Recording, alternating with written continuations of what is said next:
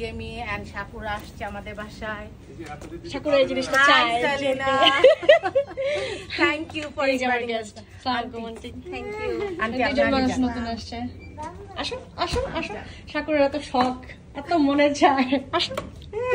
তো আজকে আমি ওদের জন্য রান্না করেছিলাম সাদা ভাত, লাউ শাক, চিংড়ি আলু দিয়ে, লাউয়ের খোসা ভর্তা এবং লাউ চিংড়ি, মানে লাউয়ের পুরো গোষ্ঠী উদ্ধার করে ফেলেছি।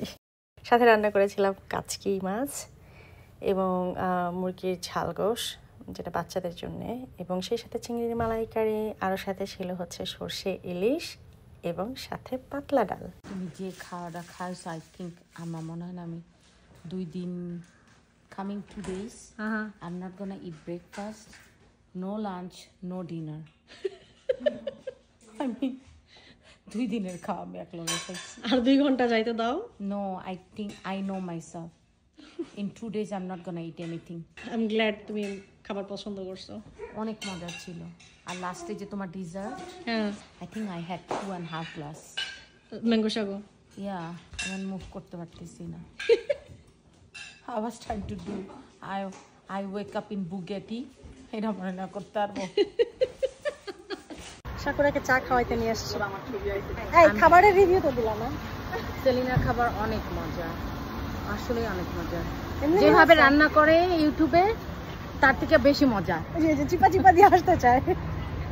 আমার আসল রিভিউ দিবে হচ্ছে aunty. I was very nervous. না না, খুব ভালো রান্না করো তুমি। আমি আজকে যে খাইছি না, আমার বিক্রমপুরের নাম রাখছো, অনেক সুন্দর। জেমি পেয়ে গেছি আসল রিভিউ। কি খাবা? আমার তো পেট এত ভরা, তোমার এত খাবার তুমি রান্না করছো, এত মজা করে খাইছি। আর আমি 2 গ্লাস মিষ্টি, ওইটা ভিডিও করি না, 2 কাপ ম্যাঙ্গো সাগু খাইছি। এই পর্যন্ত ফুড আমার। ম্যাঙ্গো সাগো ভিডিও করি নাই। আর আমি ঘুম পাইতেছে, আর আমি তারপর আমি চা খাবো, মেবি জাস্ট চা কয়েকটা সিপ খাবো। চায়ে একটু বেটার ফিল করবো এখন। লাইক আমি আবার আমরা এইখান থেকে আমরা আরেকটা দাওয়াতে যাবো। Then tomorrow we are going to Korean barbecue, guys. So stay with us, okay? Oh my God, stay with us. Thank you, Selena. Thank you, Selena. You're welcome. চায়ের দোকানে বসে ছোটোখাটো একটা আড্ডা দিয়ে দিলাম, এবং তারপরে যেহেতু আমাদের সবার একই বাসায় দাওয়াত ছিল এবং আমার বাসা থেকে এটা কাছে ছিল, তাই জেমি এবং সাকুরা সেই দাওয়াতে এখান থেকেই অ্যাটেন্ড করেছে এবং আমিও তারপরেই গিয়েছি। আর ওইখানে সমস্ত পরিচিত মুখরা ছিল। আপু, আপনাকে কোথায় যেন দেখেছি? আজকে দাওয়াতে গিয়েছিলেন কোথাও? জি আপু, স্টিল হ্যাঁ, হাফসাপ হয়ে গেছে, পারতেছি না কথা বলতে। বিউটিফুল লেডিজ, বাহ, ফটো বুঝ সুন্দর। আর বিশিষ্ট ফটোগ্রাফার।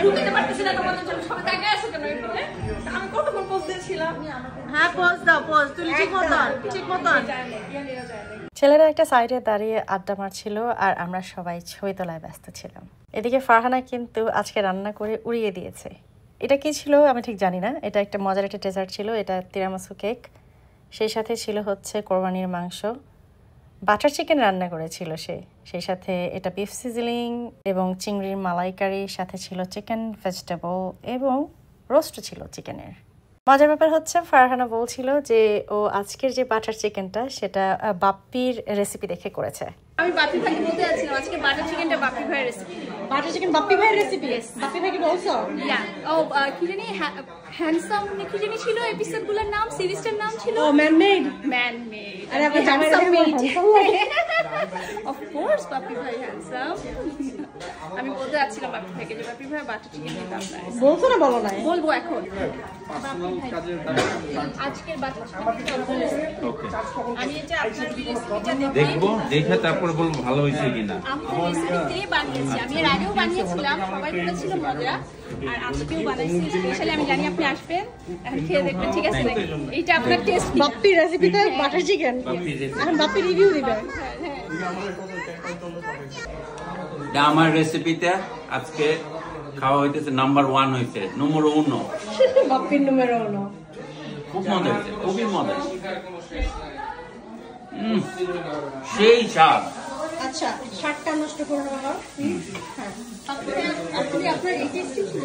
হ্যাঁ একদম সেম, আরো বেটার হয়েছে এটা আমার কাছে লাগে, অনেক মজা হয়েছে।